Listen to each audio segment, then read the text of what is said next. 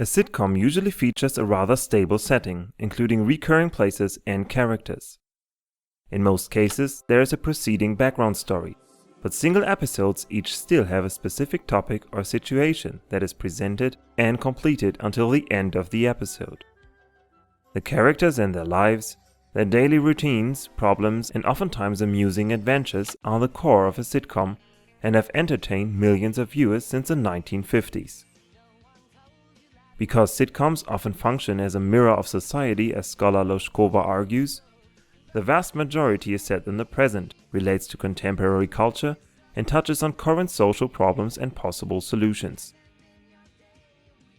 As a sitcom is a television format with the purpose of entertainment, until now its role in the education system has been minor at best. During the last years, however, more and more scholars and teachers have discovered British and American sitcoms for the classroom, especially in the context of teaching English as a foreign language. In this video, I will explain why and in what ways sitcoms can be a useful contribution to foreign language teaching by using the examples of Friends, The Simpsons, and How I Met Your Mother. In addition to that, I will provide suggestions and examples how to incorporate episodes or scenes into the classroom. Sitcoms are most certainly a part of popular culture, but that doesn't mean they are of low value. Back in 1996, in television's second golden age, Robert J. Thompson outlined 12 criteria that in his opinion define quality TV. While it is possible to apply all these criteria to sitcoms, I would like to focus on the, in my opinion, most important and distinctive 3 of them. Quality TV is not regular TV, it breaks rules. In contrast to almost any other sitcom, Friends does not rely on 1 or 2 stars to carry the series and be the center of the show. Instead, 6 New Yorkers in their 20s are all equally relevant and get roughly the same amount of screen time. Such a large group of main protagonists starring in every single episode has not been seen before and definitely introduced a new concept to the sitcom genre. Quality TV usually has a large ensemble cast, multiple plots, and different perspectives. In How I Met Your Mother, apart from the main protagonists, more than 40 other characters appear in 5 episodes or more. The series also features several episode exceeding plotlines and occasionally changes the perspective. Now let's take a look at Thompson's 9th criterion. Quality TV is self-conscious, it makes allusions to pop culture and society. The Simpsons is notorious for cultural criticism, pop culture references, criticism of corporate America, and in general, a high self-reflexivity. Why do we have to choose our leaders? Isn't that what we have the Supreme Court for? If you're gonna vote, we'll need some photo ID. But I lived here all my life. Stopping all Americans from voting is for the protection of all Americans. But I'm a 40-year-old white guy who didn't go to college and gets all his news from monitors at gas stations. In you go. Literally every episode includes these elusive elements, but sometimes contemporary culture or a social issue is even made the centerpiece of an episode. It is obvious that sitcoms can fulfill Thompson's quality TV criteria and be much more than trivial comedies. However, the questions that still remain are, what characteristics and features actually make sitcoms a promising option for the classroom? What exactly can these be used for, and how can that be done? To answer that, I'd like to differentiate between 5 dimensions of the sitcom and their connected implications for educational use. First of all, the structure. The structure of a sitcom is very specific and consistent. The episodes are finite, what happens in a given episode is generally closed off, explained, reconciled, solved at the end. The consequence is that an episode of around 20 minutes can stand for itself and does not need much contextual information in order to be understood. Nonetheless, there's an actual meaningful plot, which is an important aspect for foreign language teaching. As Stephen Krushen would say, meaningful, comprehensible input is pivotal for second language acquisition. In contrast to other audiovisual media, such as films or documentaries, due to its structure, the sitcom provides comprehensible input within a short time span and is therefore easier to incorporate into a lesson or a teaching unit. Keeping that in mind, let us take a look at a small excerpt from The Simpsons. Our mall got a Maple store. It's so sterile. My pods, my phones, a Brainiac bar. I see you're admiring our MyCube. It's fueled by dreams and powered by imagination. What does it do? You should ask yourself, what can I do for it? Okay, what can I do for you? Please, I'm begging you. Sir, it's not even turned on yet. But it's glowing. That light confirms that it's off. I can't afford any of your products, but can I buy some fake white earbuds so people will think I have a MyPod? Sure. Those are called MyPhonies. Oh, and they cost $40. Oh, I'll never get a Maple anything. As this clip shows, oftentimes a single scene or a small part of an episode can stand for itself, especially because many students might be familiar with the setting and the characters. Sitcoms like The Simpsons regularly feature these small but meaningful plotlines, and thus can be used versatilely. I'm a Maple person. We're all Maple people. Sorry. Then there is the text. Modern sitcoms generally rely less on slapstick than on the use of language, thus on utterances and dialogues to create humorous instances. This is what I call the text. The main function of the text in a sitcom is to achieve a humorous effect, and it does so with authentic conversations and interactions. In fact, after an extensive corpus analysis of Friends, the scholar Paulo Coelho has come to the conclusion that even though natural conversation and the scripted language in Friends are not the same, there's a great amount of similarities.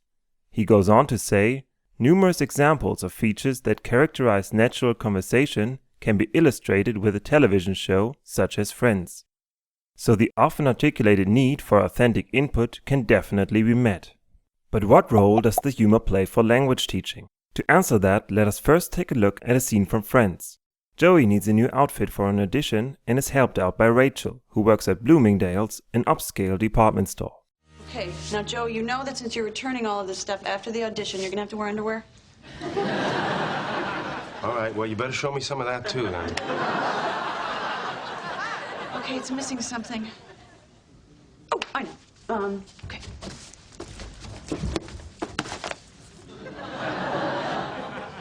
Really? A purse? It's not a purse. It's a shoulder bag. Looks like a woman's purse. No, Joey, look, trust me. I'm telling you, all the men are carrying them in the spring catalog. Look. See, look, men carrying the bag. See? Look, women carrying the bag.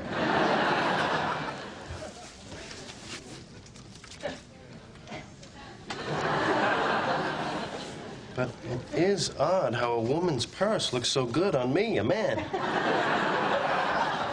Exactly, unisex. Maybe you need sex. I had sex a couple days ago. No, Joey. You and I sex. Well, I ain't gonna say no to that. A specific feature about verbally expressed humor in an audiovisual medium is that the meaning of an utterance or a dialogue oftentimes is more than just the sum of its words. Sometimes the comic effect does not arise from what is said, but from what is not said. Allusions, figurative language, irony, and wordplays demonstrate that communication is more than just a succession of words. The visual context oftentimes is necessary to understand the humor, but also helpful as facial expressions and gestures make it easier to grasp the meaning. In their essay Pragmatics in Language Teaching, Casper and Rose emphasize how L2 learners often tend toward literal interpretation, taking utterances at face value and underusing contextual information. Let's continue with the Friends episode shown before to observe how sitcoms touch on this subject. Hey.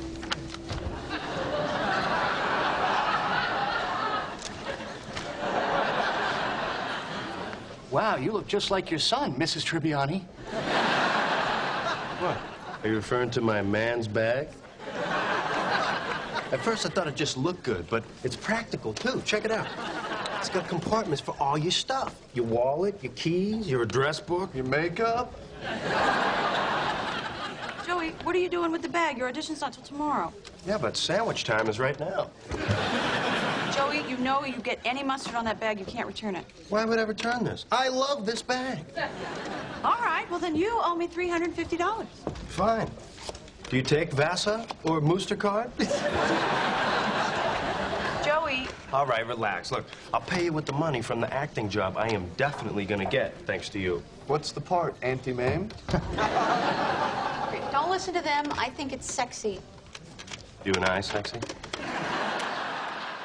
The scene depicts how verbal humor in sitcoms requires, but at the same time promotes awareness for contextual and referential meaning.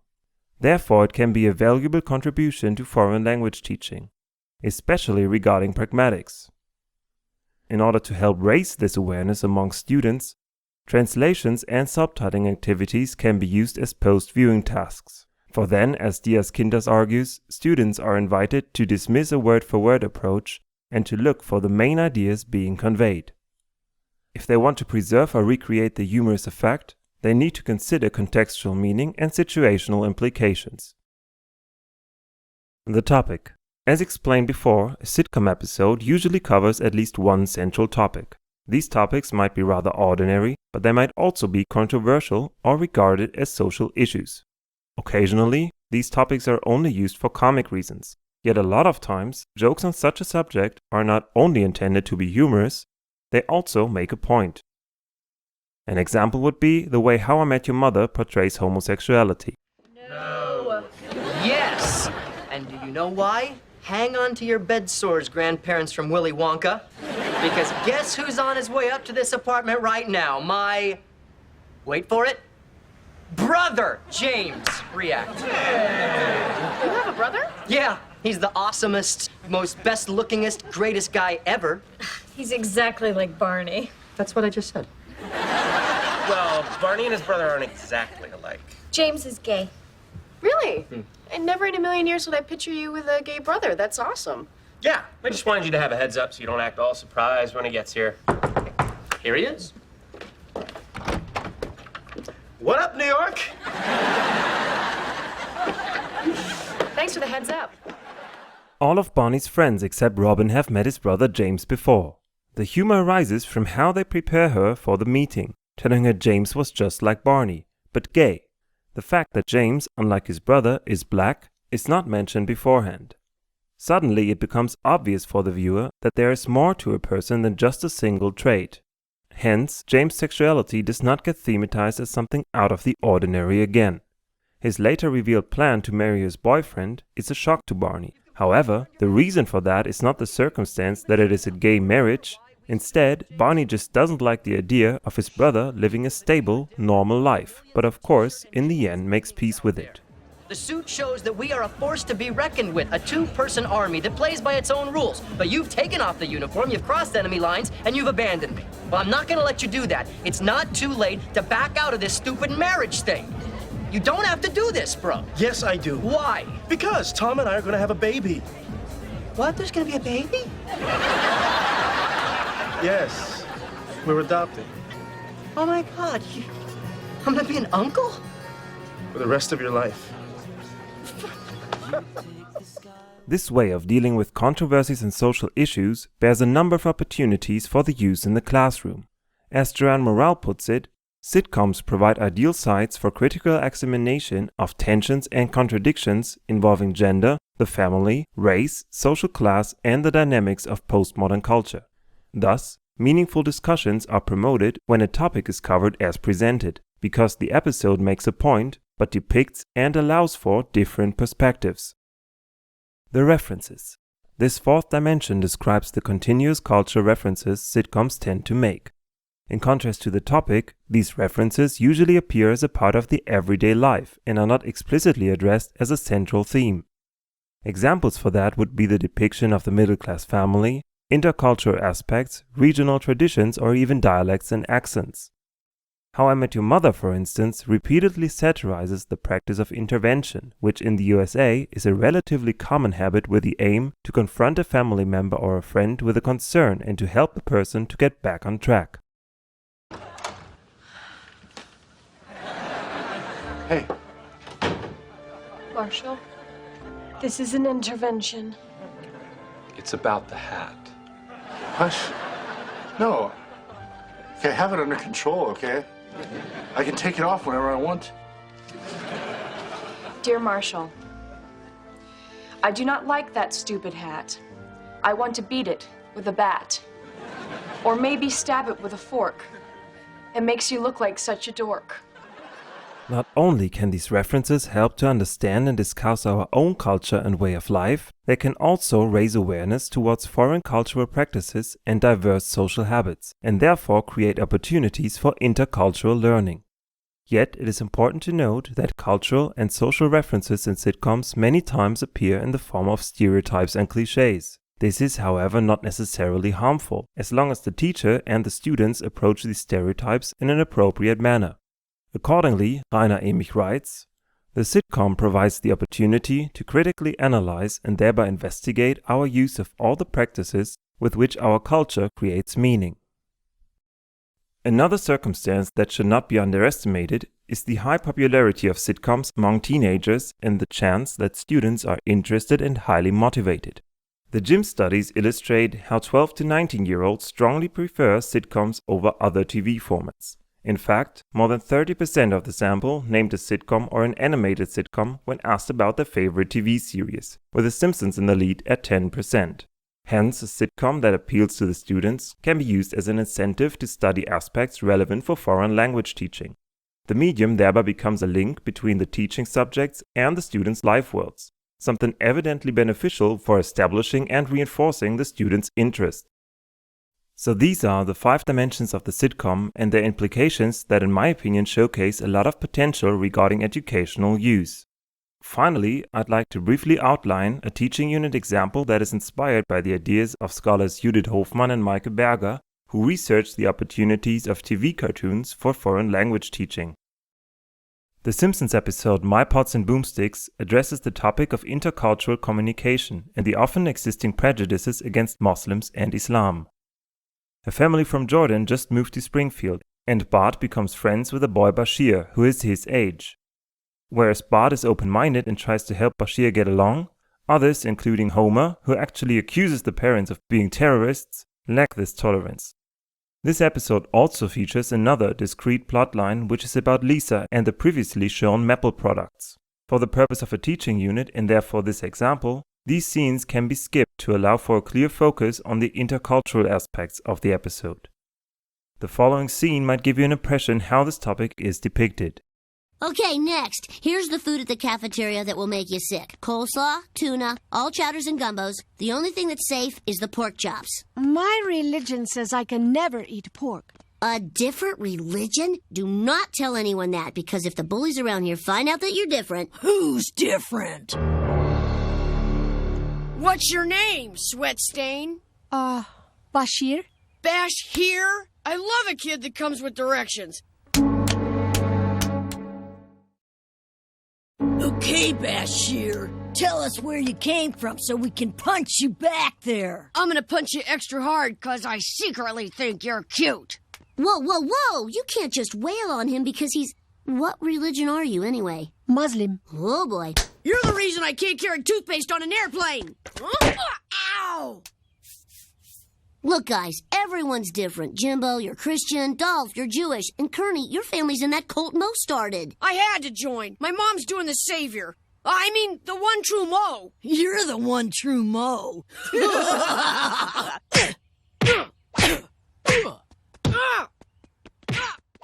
As you were able to see, the episode satirizes intolerant behavior and calls for more acceptance of cultural diversity.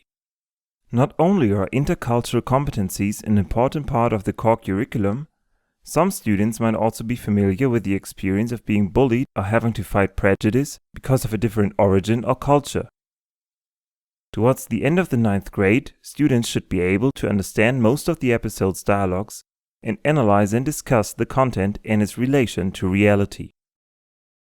The teaching unit should consist of around 4 single or 2 double lessons. Before the episode is shown, the topic is introduced and the students' already existing knowledge on The Simpsons and the Islam is reactivated. Other media on Muslims in America, such as a non-fictional text on the topic, serve as preparatory work. Furthermore, the most common clichés about Muslims and the Islam are addressed in order to enable the students to identify them in the episode more easily. As a last step in the previewing stage, a vocabulary sheet prepares the students for the most difficult items from the episode. While watching the episode, the students take short notes. After watching the complete episode once, selected scenes that are vital for understanding the issue can be shown again. The students can now ask questions regarding vocabulary and possibly help each other out. After that, the teacher makes sure everyone is up to speed and collects the most important contextual information. When this is done, the students discuss in groups the depiction of the way Bashir and his parents are treated and what role prejudice plays in this. After the students' findings are reviewed as a class, the next step is to discuss whether or to what extent the episode pictures a real problem and how this possible problem could be approached in reality. At the end of the unit, the students will be more aware of cultural prejudice and the role of tolerance for intercultural communication. Even though it may not be necessary to integrate sitcoms into foreign language teaching, as I have shown, there are good reasons to do so. What do you think about this topic? If you like, tell me in the comments and feel free to ask any questions. Okay, so I guess this is, goodbye then. Oh, no, it's not goodbye. Yes, it is. Thanks for your attention.